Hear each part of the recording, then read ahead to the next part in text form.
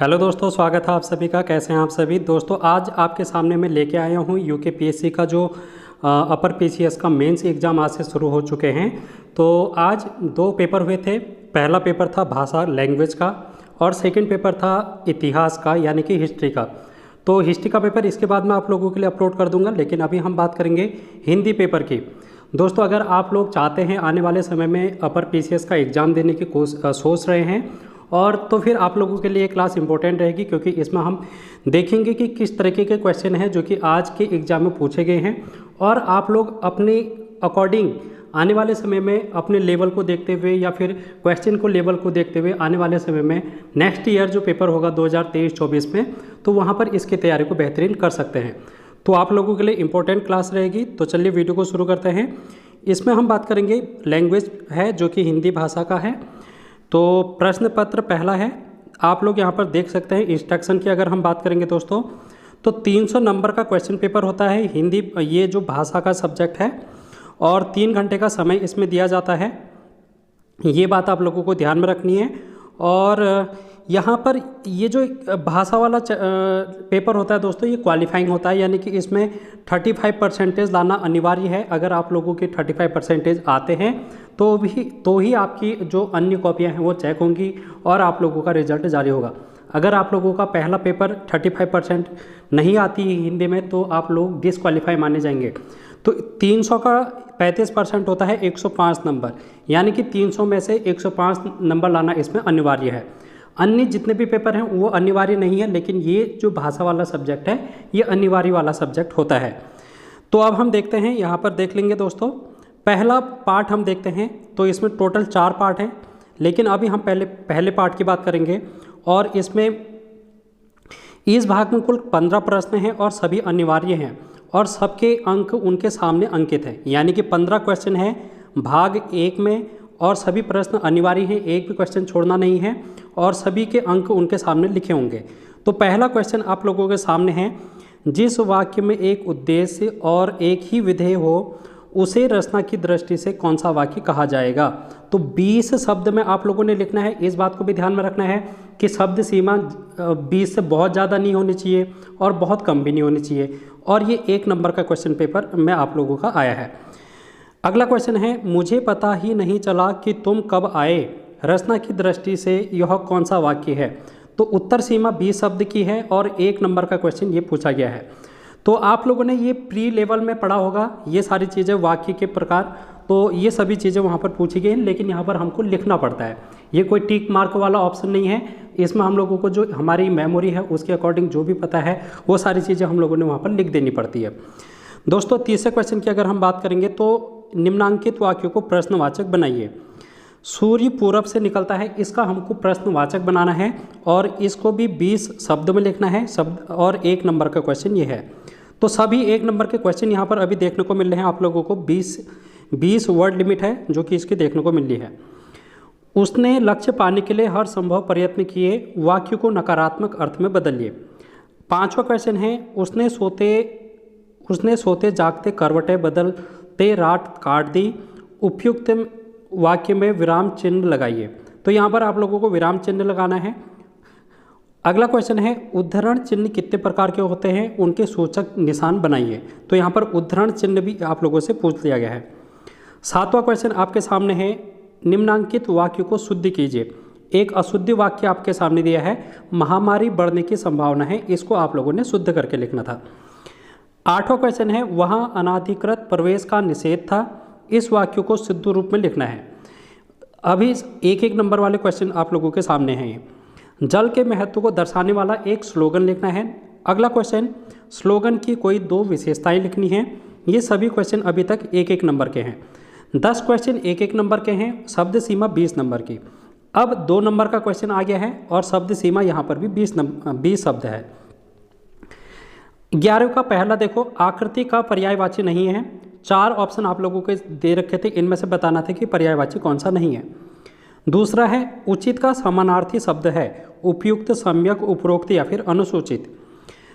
12वां question आप लोगों के सामने है, प्राचीन का विलोम शब्द है। 4 ऑप्शन आपके सामने थे, इनमें से आपको एक विलोम शब्द चुनना था। अंतर शब्द के दो अर्थ लिखे, ये आप लोगों को बताना था। उत्तर शब्द सीमा इसकी 20 शब्द है। 2 नंबर का क्वेश्चन ये आप लोगों के सामने है। 13वां क्वेश्चन है पंक्ति का अर्थ बताइए तथा समूहवाची के रूप में वाक्यगत प्रयोग कीजिए। नेक्स्ट क्वेश्चन है अभिज्ञ व अनभिज्ञ शब्दों के अर्थ लिखिए, उनका वाक्यगत प्रयोग कीजिए। 14वां क्वेश्चन आपके सामने है, इसमें 2 पार्ट हैं। देखो, पारिभाषिक शब्द से क्या तात्पर्य है, उदाहरण देके समझाइए। विचार विमर्श का वाक्यगत प्रयोग कीजिए। ये सभी व्याकरण हैं, हिंदी व्याकरण के क्वेश्चन आपके सामने देखने को मिल रहे हैं, जो कि पार्ट फर्स्ट हम लोगों ने देखा है अभी तक। 15वां क्वेश्चन है आपके सामने, निम्नांकित वाक्यों को एक शब्द लिखना है जो खाने योग्य न हो। पूर्व और दक्षिण का कोण।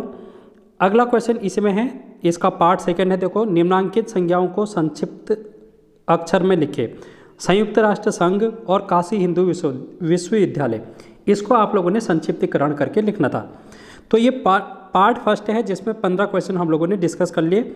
अब पार्ट सेकेंड है, जो कि भाग दूसरा है, जिसमें आप लोगों को अधिकतम अंक 50 देखने को मिलेंगे। यानी कि जो पार्ट सेकेंड है, यहाँ पर से 50 नंबर का क्वेश्चन आप लोगों से पूछा जा रहा है। इस भाग में कुल 11 प्रश्न हैं। सभी प्रश्न अनिवार्य हैं। प्रत्येक प्रश्न के लिए अंक उनके सम्मुख लिखे गए हैं। इसमें आप लोगों को 11 क्वेश्चन दे रखे हैं और सभी क्वेश्चन अनिवार्य हैं, यानी कि कंपलसरी क्वेश्चन है, देखने को मिल रहा है आपके। पहला क्वेश्चन, इसमें 16वां क्वेश्चन आप लोग देखो।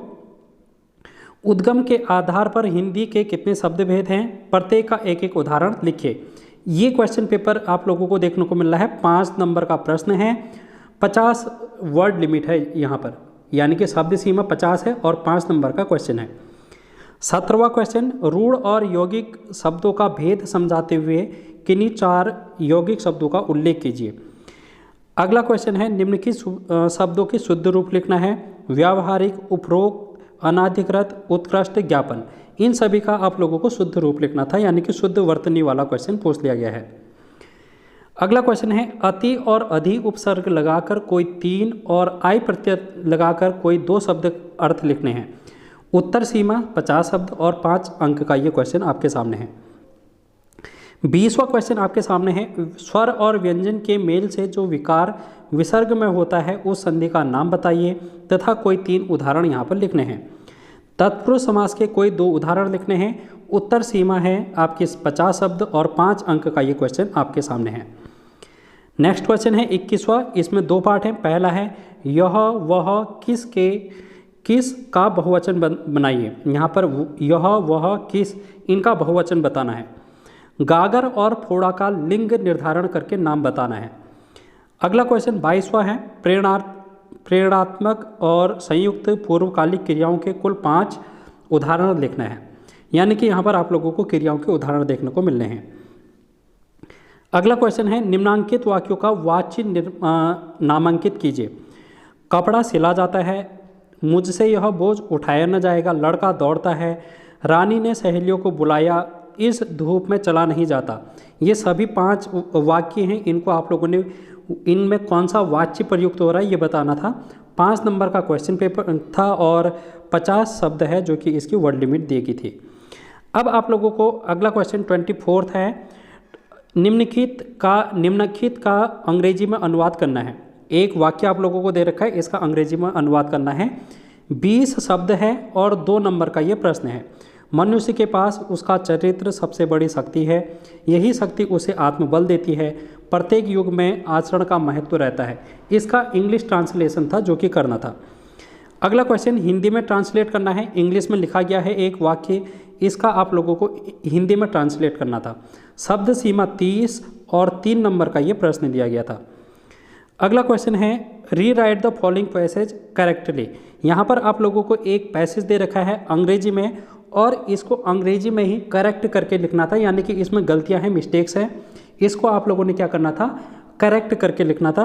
5 नंबर का क्वेश्चन है और 50 शब्द सीमा का यहाँ पर आंसर लिखना था। तो भाग 2 तक हम लोगों ने देख लिया। अब भाग 3 देखते हैं, पार्ट 3। इसमें मैक्सिमम मार्क्स 55 मार्क्स का है ये। इसमें आप लोगों को नोट करके देख रखा है। देखो, इस भाग में कुल 5 प्रश्न हैं, सभी प्रश्न अनिवार्य हैं, प्रत्येक के लिए अंक उनके सम्मुख अंकित है। यानी कि इसमें 5 प्रश्न हैं, सभी अनिवार्य हैं। यहाँ पर भी सारे क्वेश्चन कंपलसरी हैं। अब यहाँ पर क्या कर रहा है, देखो, read the following passage carefully and answer the question given at the end of the passage. एक इंग्लिश का पैसेज आप लोगों को दे रखा है बड़ा सा, और इसमें कुछ क्वेश्चन हैं, 5 क्वेश्चन। इन क्वेश्चनों का आंसर आप लोगों ने इस पैसेज के अकॉर्डिंग करना था। 10 नंबर का क्वेश्चन था और 125 है, जो कि पूरी शब्द सीमा यहाँ पर दे रखी है। अगला क्वेश्चन आपके सामने है 28वां क्वेश्चन, राजभाषा परिनियमावली से क्या आशय है, इसके प्रमुख प्रावधानों का उल्लेख कीजिए। 125 शब्द में लिखना था 10 नंबर का क्वेश्चन पेपर। अगला क्वेश्चन 29 है। यहाँ पर आप लोगों को कुछ ऑप्शन देखने को मिल रहे हैं, जैसे कि पहला क्वेश्चन है वर्तनी के मानकीकरण के महत्व को स्पष्ट कीजिए। यहाँ पर आप लोगों को 1 2 3 4 क्वेश्चन में से एक क्वेश्चन करना था, जैसे कि हिंदी व्याकरण के मानकीकरण पर प्रकाश डालिए, देवनागरी लिपि की विशेषता को समझाइए। ये जो क्वेश्चन है 10 नंबर का है, 125 यहाँ पर वर्ड सीमा आप लोगों को दे रखी है। दोस्तों 30वां क्वेश्चन आपके सामने है, निम्नांकित लोकोक्ति मुहावरों में से किसी 5 का अर्थ बताते हुए वाक्य का प्रयोग कीजिए। यहाँ पर 5 लोकोक्तियाँ दे रखी है, इनका अर्थ बताना है और इनका वाक्य में प्रयोग लिखना है। 10 नंबर का क्वेश्चन है और 125 यहाँ पर वर्ड लिमिट आप लोगों को दे रखी है, जैसे कि उल्टी गंगा बहना, एक ही थैली के चट्टे बट्टे, घर का न घाट का, घाट घाट का पानी पीना, टका सा जवाब देना, तूती बोलना, नदी नाव संयोग होना, बगुला भगत होना। ये सभी आप लोगों को मुहावरे लोकोक्तियाँ दे रखी थी, इसके वाक्य में प्रयोग करके अर्थ बताना था। 31वां क्वेश्चन आपके सामने है, एक आप लोगों को पूरा गद्यांश दे रखा है। इस गद्यांश में आप लोगों को क्या बताना है, देखो गद्यांश का शीर्षक लिखना है, इसका अभिप्राय लिखना है और इसका संक्षेप में सार लिखना है। 5-5 नंबर के ये 3 क्वेश्चन हैं, 15 नंबर का टोटल हो गया, 125 की यहाँ पर शब्द सीमा है। अब हम चलते हैं पार्ट 4 में, जिसमें हम देखेंगे अधिकतम अंक 175 हैं। इस भाग में कुल 5 प्रश्न हैं, सभी अनिवार्य हैं। 5 के क्वेश्चन आप लोगों को अनिवार्य रूप से करने हैं। एक आप लोगों के सामने यहाँ पर क्या दे रखा है, पूरा पैसेज दे रखा है, इस पैसेज को आप लोगों को हल करना है। 15 नंबर का पैसेज है, 250 है, जो कि वर्ड लिमिट यहाँ पर देखने को मिल रही है। अगला क्वेश्चन आप लोगों के सामने है, यहाँ पर आप लोगों को एक कार्यालय आदेश का नमूना बनाना था और उसमें ये बताना था कि कार्यालय प्रमुख के नाते अपने अधीनस्थ को एक आदेश का नमूना प्रस्तुत कीजिए जिसमें समय की पाबंदी और स्वच्छता पर कड़ाई से पालन करने के लिए कहा गया हो।